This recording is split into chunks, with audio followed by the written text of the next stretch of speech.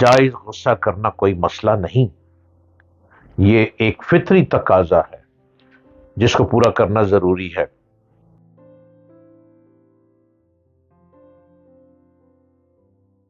قدرت نے ہم سب کو غصہ دلانے، غصہ برداشت کرنے کی اہلیت بخشی ہے۔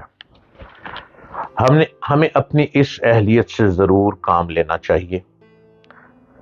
مشکل یہ ہے کہ اگر حقیقی غصے کو استعمال نہ کیا جائے تو وہ بہت جلد شدید اور بیتاب کن نفرت میں تبدیل ہو جاتا ہے، اور یہ غصہ نہ صرف ہمارا خون جلاتا ہے بلکہ ایک ایسی سزا اور عذاب میں مبتلا ہو جاتا ہے جو ہماری صلاحیتوں کو کند کر دیتے ہیں۔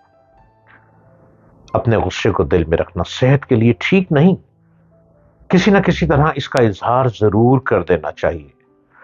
جبکہ ہم میں فطری انانیت اور جذبات موجود ہیں، ہم کسی نہ کسی طرح سے مشتعل ہوتے رہیں گے، لیکن اس کا سب سے صحت مند طریقہ یہ ہے کہ اس کو ایسی چیزوں میں استعمال کریں جن میں ہم کو نقصان نہ پہنچے بلکہ مدد ملے، جو ہماری زندگی کو نفرت، تعصب اور خوف سے بوجھل نہ بنائے۔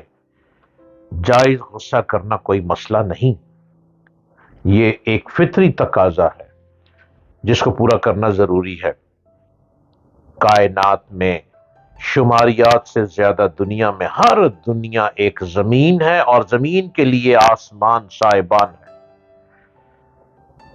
آسمان کے 7 طبقات ہیں، زمین کے طبقات بھی 7 ہیں۔ تمام طبقات میں ہماری طرح مخلوقات آباد ہیں جن کے لیے وسائل کی فراہمی کا ایک مکمل اور مربوط نظام جاری و ساری ہے۔ قرآن کریم میں ارشاد ہے، سورۃ الطلاق آیت 12، اللہ وہ ہے جس نے 7 آسمان بنائے اور اسی کی مثل زمینیں بھی، اس کا حکم ان کے درمیان اترتا ہے تاکہ تم جان لو کہ اللہ ہر شے پر قادر ہے، اور یہ کہ اللہ کا علم ہر شے پر محیط ہے۔ آسمانوں اور زمین میں کوئی مقام ایسا نہیں جو اللہ کے حکم سے خالی ہو، خالی نظر آئے۔ خالی نظر آنے والی فضائیں رنگین ہیں، ان فضاؤں میں زندگی سانس لے رہی ہے، زندگی سے زندگی بن رہی ہے، اور زندگی میں چھپ رہی ہے۔ خلا کو خالی سمجھنا آدمی کے دماغ کے 12 خرب خلیوں میں ان خلیات کا چارج نہ ہونا ہے جن کا تعلق خلا میں زندگی سے ہے۔ زمین و آسمان کا ہر طبقہ اللہ کی قدرت کا اظہار ہے، اور ہر مظاہرے پر اللہ کا علم محیط ہے۔ وسائل آسمان سے زمین پر منتقل ہوتے ہیں، وسائل لاشمار ہیں، لیکن ان کی تخلیق جس شے سے ہوئی ہے وہ ایک تخلیقات کی اس اکائی کو قرآن کریم میں ماں کہا گیا ہے، جس کا عام ترجمہ پانی کیا جاتا ہے۔ باطنی علوم میں ماں ایک وسیع اصطلاح ہے جس کا تعلق رنگ اور روشنی دونوں سے ہے۔ ساری مخلوقات ایک پانی سے سیراب ہوتی ہے، مگر پانی ایک نہیں کہ قدرت نے اس میں ہر تخلیق کی مقداریں رکھی ہیں۔ مقداروں سے قسم قسم کی مخلوقات اور عجائبات ظاہر ہوتے ہیں۔ جب غور و فکر کرنے والے خواتین و حضرات پانی میں نرنگی دیکھتے ہیں تو انگلیاں دانتوں میں چباتے رہ جاتے ہیں۔ قرآن کریم میں ارشاد باری تعالیٰ ہے، سورۃ ابراہیم آیت 32-34، اللہ وہ ہے جس نے زمین اور آسمان کو پیدا کیا اور آسمان سے پانی برسایا، پھر اس کے ذریعے سے تمہاری رزق رسانی کے لیے طرح طرح کے ثمرات پیدا کیے، جس نے کشتی کو تمہارے لیے مسخر کیا کہ سمندر میں اس کے حکم سے چلے، اور دریاؤں کو تمہارے لیے مسخر کیا، جس نے سورج اور چاند کو تمہارے لیے مسخر کیا کہ لگاتار چلے جا رہے ہیں۔ اور رات اور دن کو تمہارے لیے مسخر کیا، جس نے وہ سب کچھ تمہیں دیا جو تم نے مانگا۔ اگر تم اللہ کی نعمتوں کا شمار کرنا چاہو تو نہیں کر سکتے۔ حقیقت یہ ہے کہ انسان بڑا بے انصاف اور ناشکرا ہے۔ آیات کے ہر نقطے میں تخلیقی فارمولے اور علم کا اظہار ہے۔ آسمانوں اور زمین کی پیدائش، آسمان سے پانی برسانا، پانی سے طرح طرح کے ثمرات وسائل ظاہر ہونا، کشتی کا مسخر ہونا اور سمندر میں پانی کا کشتی کے لیے راستہ بنانا، دریاؤں کا مسخر ہونا، چاند سورج کی تسخیر اور دونوں کا تسلسل اپنے دائرے میں تیرنا، دن اور رات کے علوم پر دسترس، ضرورت کی ہر شے کا علم عطا ہونا، آدمی کی شماریات سے زیادہ انعامات، علوم آیات اور فارمولے کی ترتیب کبریائی خداوندی ہے۔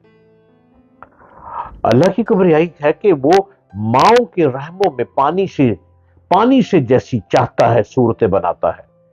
زمین ماں ہے، بارش کا پانی زمین میں داخل ہوتا ہے تو زمین میں موجود چیزوں کے مطابق اندر میں رنگوں کا مظاہر کرتا ہے، ڈائیاں بناتا ہے۔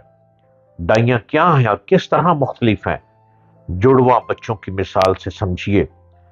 رحم میں ہر بچے کی ڈائی الگ ہوتی ہے، دونوں کو ایک غذا ملتی ہے، وہ غذا جو ماں کھاتی ہے، مگر ڈائی مختلف ہونے سے جہاں بعض جڑواں بچے ایک دوسرے سے غیر مشابہ ہوتے ہیں، وہاں انتہائی حد تک شباہت رکھنے والے جڑواں بچوں کی بھی شکل و صورت اور جسامت میں فرق ضرور ہوتا ہے۔ یہی صورت اماں زمین کے بطن میں نشو نما پانے والی مخلوقات کی ہے۔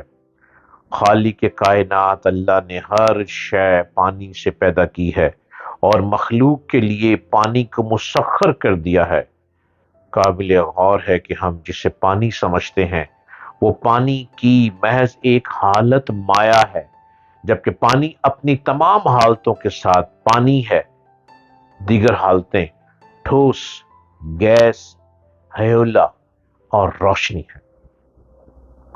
اس حقیقت کو مد نظر رکھتے ہوئے سورہ ابراہیم کی آیت پر تفکر کریں تو سمندر سے لے کر چاند، سورج اور دن رات کی تسخیر، ہر نقطے میں پانی کے نظام کا انکشاف ہوتا ہے۔ اللہ تعالیٰ نے کشتی کو انسان کے لیے مسخر کیا ہے۔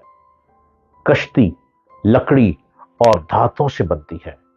انسان کو علم عطا کیا گیا ہے کہ وہ لکڑی اور دھاتوں پر تصرف کر کے کشتی بناتا ہے، اور اللہ کے حکم سے اس کی بناوٹ میں اس ٹیکنالوجی سے استفادہ کرتا ہے جس سے کشتی سمندر میں چلتی ہے۔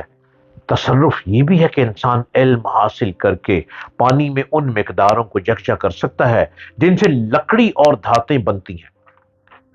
کشتی جب دریا اور سمندر میں چلتی ہے تو اس کا وزن اپنے محیط کے مطابق پانی کے اس حصے کے برابر ہوتا ہے جس میں کشتی موجود ہے۔ اسی لیے کشتی ڈوبتی نہیں۔ جہاں وزن غیر متوازن ہوتا ہے کشتی ڈوب جاتی ہے۔ جب کوئی شے مسخر ہوتی ہے تو اس شے سے منسلک نظام کا علم جتنا اللہ چاہے انسان کو حاصل ہو جاتا ہے۔